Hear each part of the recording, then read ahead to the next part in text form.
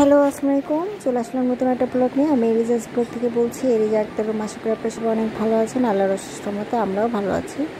তো এই যে আমি কলেজে এসেছি। আমার যে পোশাকটা আমি পরেছিলাম কালো কালার, সেই পোশাকটা জমা দিতে তো দেওয়া হয়ে গিয়েছে। আমাকে এই ক্যাপটা দিয়ে দিয়েছে, গিফট করেছে এবং আরও অনেক কিছু গিফট করেছে যা আমি ভিডিও করিনি। আমি পরে এক সময় করে আপনাদের সাথে শেয়ার করব। তো আমার ছেলে এই যে মাথার উপরে টুপিটা পরে সে তাকে পরিয়ে দিয়েছি, কিন্তু সে পরবে না, আমাকে দিয়ে দিয়েছে। আর এখন আমরা বাসায় চলে যাব। আমি আর আমার ছেলেকে আজকে আমি আর কি কলেজে নিয়ে এসেছি, কারণ আজকে আমার তেমন কোনো কাজ নেই। আমি জাস্ট আমার পোশাকটা জমা দিব আর কি, জমা দিয়েছি।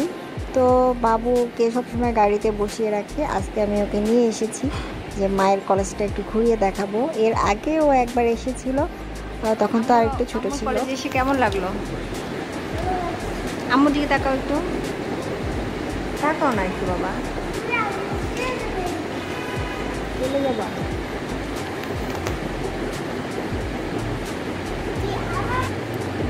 তো এটা হচ্ছে আমি জমা দিয়ে তারপরে আমরা বাসায় চলে এসেছি। এটা অন্য আরেকদিন হয়তো বা। এটা হচ্ছে আপনার আহনাফের আকিকার মানে খাসির যে পায়া, সেই পায়া রান্না করেছিল। আর এটা হচ্ছে আমাদের ফরিদপুরে যাওয়ার প্রস্তুতি চলছে। সেটা হচ্ছে আবরার বাবুর জন্য শপিং করা হয়েছে। ও হোয়াইট কালারের শু অনেক পছন্দ করে। আর ওর জন্য যেহেতু ও বেবি মানুষ, ও তো আস্তে আস্তে বড় হচ্ছে, তো শীতের পোশাক ওর অনেক আছে, তারপরেও কিছু নিয়েছি কারণ ও অনেক নষ্ট করবে নানু বাসায় গেলে, কারণ ও অনেক দুষ্টুমি করে। আর আমাদের বাসার সামনে একটু খোলা জায়গা আছে, ওখানে গিয়ে অনেক খেলাধুলা করে, অনেক মানে দুষ্টুমি করে এবং কাপড় চোপড়ও ময়লা করে। তো যার কারণে বেশি বেশি নিয়ে যেতে হয় বাচ্চাদের জন্য, কারণ ও তো এখনও বাচ্চাই, তাই না? তো ওর বাবা ওর জন্য শপিং করে নিয়ে এসেছে, সেটাই আর কি আমি দেখছিলাম আর একটু ভিডিও করে রেখেছি।